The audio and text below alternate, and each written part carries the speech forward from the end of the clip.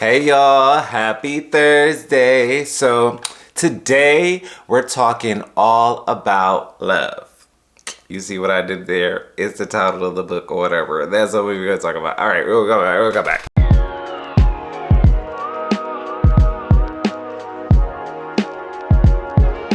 Hello, welcome back to my page. My name is Timothy DuWhite and these are the DuWhite pages. Oh, so good to see you all. If you're new to my channel, welcome. And if you're returning, hey, nice to see you again. We have a whole studio audience situation over here, so get used to it. But let's get back to you. So today we're going to be... Where should I start? Well, to be 100, let's just keep it real, because that's how, you know, we do it on my channel. We keeps it honest. I'm not feeling the best today, emotionally. So we're gonna see how this goes, okay? Because I'm feeling kind of like a mess. But you know, this is why I started this channel. Maybe it's not why I started this channel, but it's just gonna be a facet of who the hell I am. So we're just gonna have to deal with this. If I end up not doing this video, then y'all won't see this. So it won't even matter, right? So here we go. So for this series in February, I wanted to focus more so and like kind of give and create content that's more heart-centered. So and by heart-centered, I mean things that mean a lot to me. So for the first video, if you've seen it, if not, I'll leave it in a card symbol. I talked about Black queer youth, right? And that means something to me because I was at one point a Black queer youth, and I, to this day, still see the importance and ride for Black queer youth that exists, and am always looking for better ways to be an advocate and to be a champion of Black queer youth. So that was my first video, and today I want to continue on the vein of sort of getting you all to get to know me and what I value more. So today we're going to be talking about, obviously, as you could tell from the title and probably the thumbnail of this video, All About Love by bellhooks. But coupled with that, I would like to discuss a little bit about my journey reading this book, and also a little bit about my relationships as it relates to like love, right? In particular, I wanted to sort of compare what bellhooks is talking about and the sort of steps around like love and like showing love and receiving love and all that as it relates to my relationship with my now estranged father. So yeah, y'all just gonna get to know me a little bit more. Y'all gonna be a little bit more in my business, but I just feel like this is a worthwhile conversation to have because during around Valentine's Day, folks always attribute this like sort of holiday, or this like just gearing up towards this holiday is always readily associated with romantic love. And though I have romantic love in my life, by way of my partner and by way of like a lot of friendships and stuff, I really want to bring this conversation into the familial and how, to be honest, just Valentine's Day is bringing up just me missing my father, and how that is a valid, how that is also a valid feeling to have during a time that is supposed to be like this fest and merriment of love, right? So yes, that is what we're going to be talking about today, daddy issues. All right, let's do that. In bellhooks, All About Love, she talks about, you guessed it, everything about love. There's sections here that talks about familial love, that talks about spiritual love, like divine love, this like connection between you and spirit and you and God. She talks about obviously romantic love, love amongst friendships, all those things. But for the sake of this video, I'm just going to focus on the first 3 chapters, and hopefully after having the discussion, it will lead you all to want to check out the book yourself and read the rest of the chapters, because there's just so much information in here that it's just worthwhile, and also truly, like, in some ways life changing, and also in some ways super life affirming. I experienced a lot of like feeling affirmed in the things that I've like experienced in my life through reading this. That felt really good. So yes, all this to say, I'm gonna just keep saying that I highly recommend picking it up. So the first chapter in this book is entitled Clarity, Give Love Words. And basically what this entire first chapter talks about is the idea that love has been said to be undefinable, and very often in like our media, and in particular our rom-com universe, this idea of love is some sort of always seen as this sort of intrinsic, natural, it just happens, like you just know it, there's no putting words to it. Oftentimes it is said that even to try to put words to what love is sort of diminishes it, right? Because it's supposed to be this like heralded magical thing. And in this book, Bell Hooks is just like, nah. Yeah, in the chapter she discusses the different ways in which love can be sustained, right? And oftentimes a lot of what we see or is depicted in media as it relates to love stops at affection, right? So, or attraction. So in a lot of these different narratives we find just the very nature of someone being attracted or someone feeling pulled towards another being is enough, or is seen as like that is what love is, and like that is like the summation of what you should expect from love. But what Bell Hooks argues is that attraction and affection are just one ingredient as it relates to sustaining a love that can continue to go on, right? So the other things that are of primary importance as it relates to love, things like care, trust, respect, commitment, like all these other ingredients are very much so important, and sometimes even outweighs what we know to be attraction or affection, right? So yeah, that is like the opening premise that Bell Hooks gives us to sort of help us better understand where she's going to navigate us as it relates to the rest of the book. And just to start there, as it relates to my own story, as I said before, I wanted to sort of connect my understanding of this book as it relates to what I'm currently feeling with my sadness, I guess that's the best word to say it, surrounding my relationship with my father. And I'm deciding to bring this up because literally while reading this entire book, I couldn't stop thinking about my father, which was interesting because I thought when I was reading this, the first person to come to mind is my partner, right? Like I thought that would be the thing, like it's all about love, so of course I'll be reading this for strategies to better our relationship. But in actuality, what was coming up was what I was feeling like I was missing from my father. And I think to start at the first chapter, what brought that up is this idea of how we define love, and also how the absence of a definition causes a lot of turmoil, right? And also what she talks about in this book in many different sections is that how we define love and how we learn to define love varies as it relates from person to person.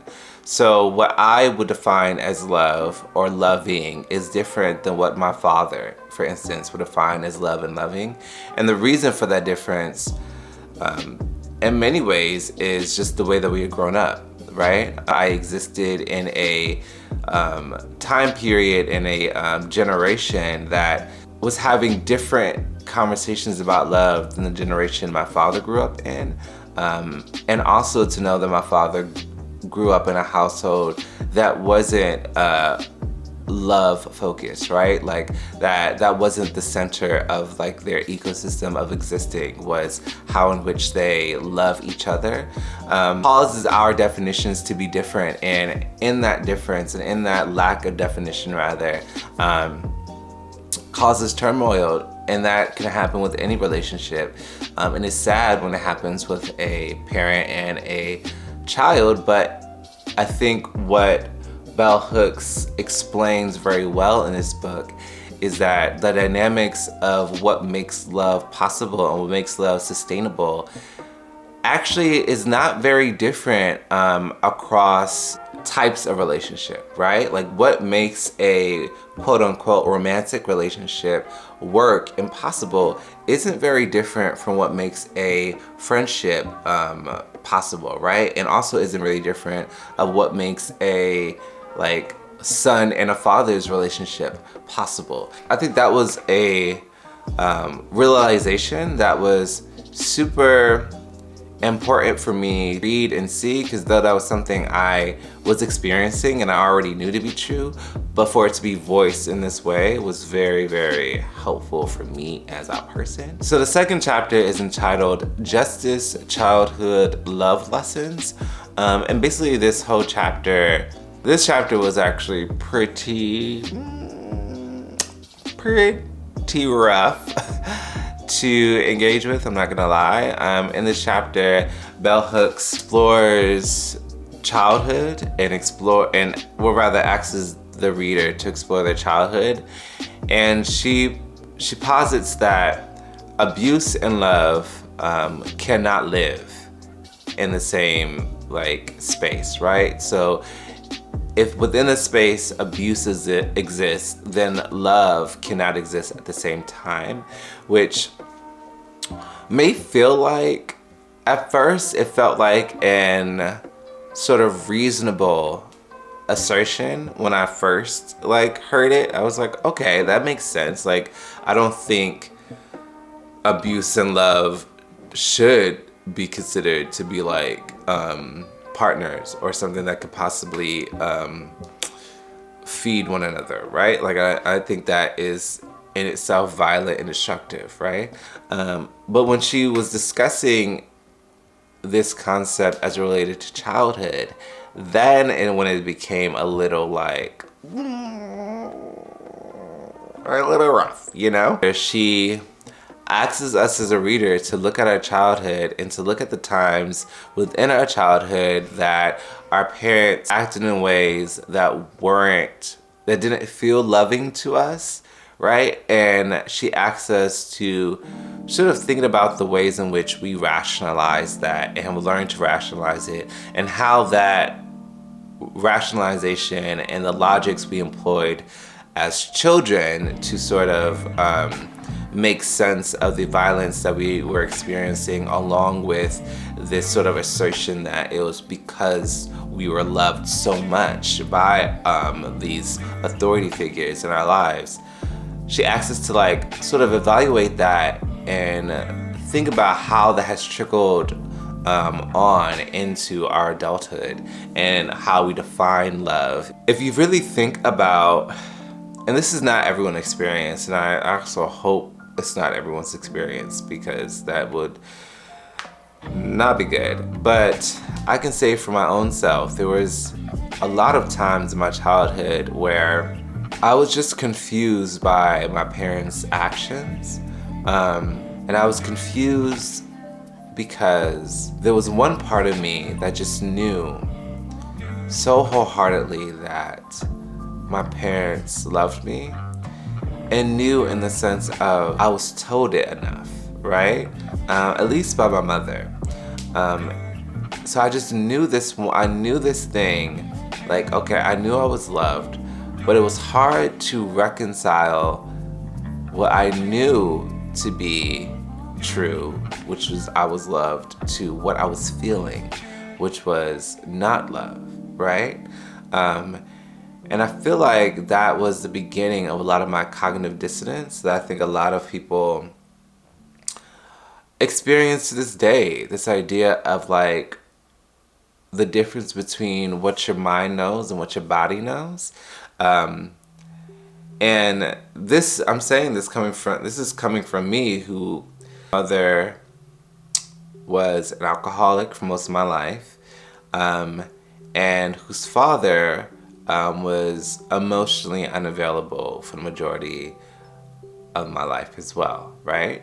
So these are the two people who raised me, who also I know were doing their very best, right? Who I also know was raised by parents of similar circumstance, if not in many cases very worse, right? So I know that my parents were doing the best they possibly could, but I also know what I was experiencing, and how I wanted to offer grace as much as I possibly can throughout my childhood. As a child, I wanted to offer my parents grace so much that I built up this sort of cognitive dissonance of what it means to feel abused, but also believe that I'm being loved. And I say all this to say that when she talks about this in this chapter, she not only asks us to reevaluate our childhood, as I mentioned before, but she asks us to think about the ways that this has kind of spilt over into our lives today. And I know that so many of my relationships in my early 20s was vastly informed by my desire, similar to when I was a child, to believe something in my mind that I wasn't feeling in my body. And it was so long that I spent just like confused by why I was this way, right? Like I had friends telling me like, oh, you need to leave this person or all that, but like my mind couldn't let go of what I believed I knew to be true, even with so much evidence of the fact that this wasn't true, right? And I think much of our adulthood rather is spent trying to undo or unlearn what we have built up as like sort of coping mechanisms and protection mechanisms through our childhood that we're learning we don't need now. And I think this book, just that chapter in particular, opened up that conversation for me in ways that I just needed. Like I just needed someone to say it, you know? And it wasn't an easy thing to read and not an easy thing to think about. But I hope through the course of me, within this like small time period of us being connected in this video, and me sharing these stories, it'll help to jog you to be able to think about these things as well. So the final chapter I'd like to talk about in this video is chapter 3, entitled Honesty, Be True to Love. And this chapter was also quite something. And in this chapter, Bell Hooks tells us basically that we're all liars. And how so much of our lying has stemmed from, again, our childhood, and also stemmed from what society has told us is polite, right? And how in many ways this idea of being nice is also self-inflicted pain, right? Like this desire to be nice at all means is also like a vicious attack on the self, in ways that is not just like cute or small or a little white lie, that is actually very, very traumatic and disastrous to your own well-being. So she talks about lying in the sense of like how we are taught to lie. So for instance, she uses examples like if you're younger and you see your mother ask your father, oh, do I look fat in this, right? And you see your father take a moment, like squint a little bit, think about it, and it's like, oh no, absolutely not, of course you don't, right?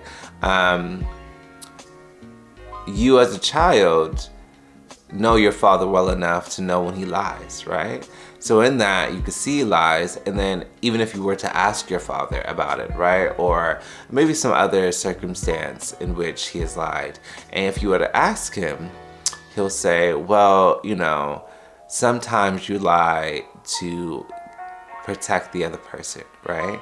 And how just that very lesson alone has done so much damage to us as people that we don't even understand, that we don't even know the gravity of it. That even what we do as a means to keep each other protected or care for each other with these lies is actually doing the very opposite.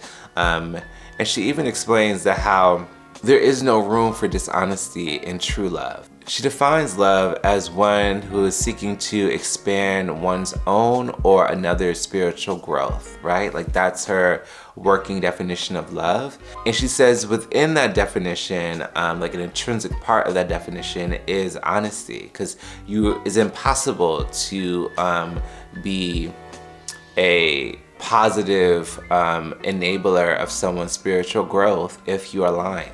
You know, today I've been thinking a lot about that as it relates to my father and how I've spent a lot of time lying to him in the sense of I have not been honest about what our relationship actually is. And I've been a little bit more honest as of late, which is why we haven't spoken for well over a year now. And it's painful to think and to read this book and to know that the only way that we could possibly have a healthy relationship is if I am honest. But is the very nature of me being honest that keeps us from having a relationship?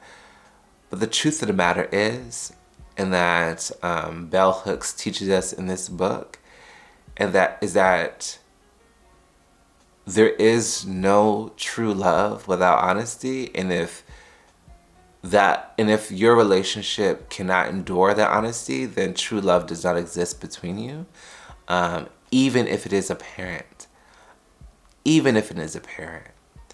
And I think that part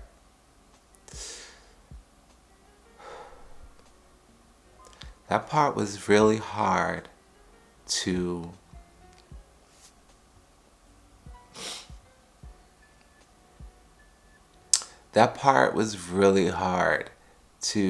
come to terms with.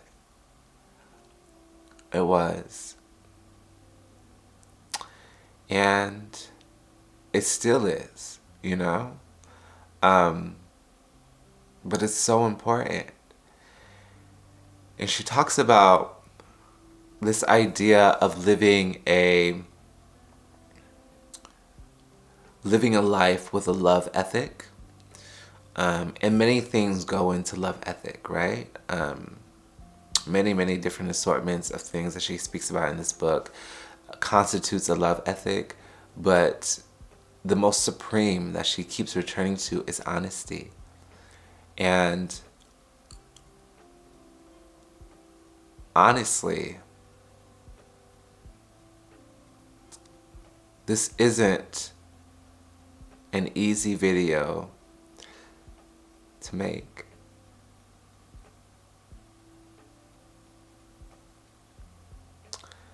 And honestly, I was thinking about doing something a little different, a little more fun. But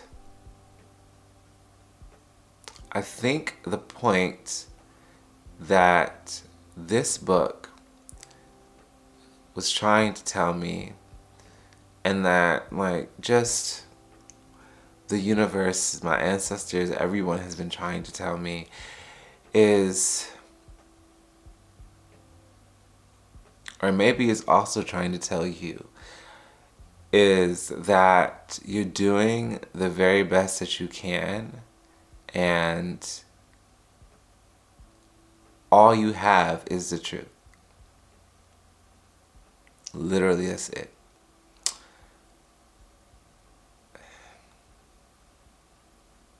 And I think that's good enough. All right, so my camera died. Probably for the best because I started really feeling it. But we're back. So yeah, yes, those are the first 3 chapters. Again, there's so much more in here that I really would suggest. And I would love for us to rethink holidays like Valentine's Day and what should be centered in this conversation, because yes, Valentine's Day is often marketed to the romantic couples and to like just coupling in general, but let's take this holiday of love, though obviously like super corporate and industrialized or whatever, but if we're going to use this space that we have, which is this holiday, might as well use it for our service.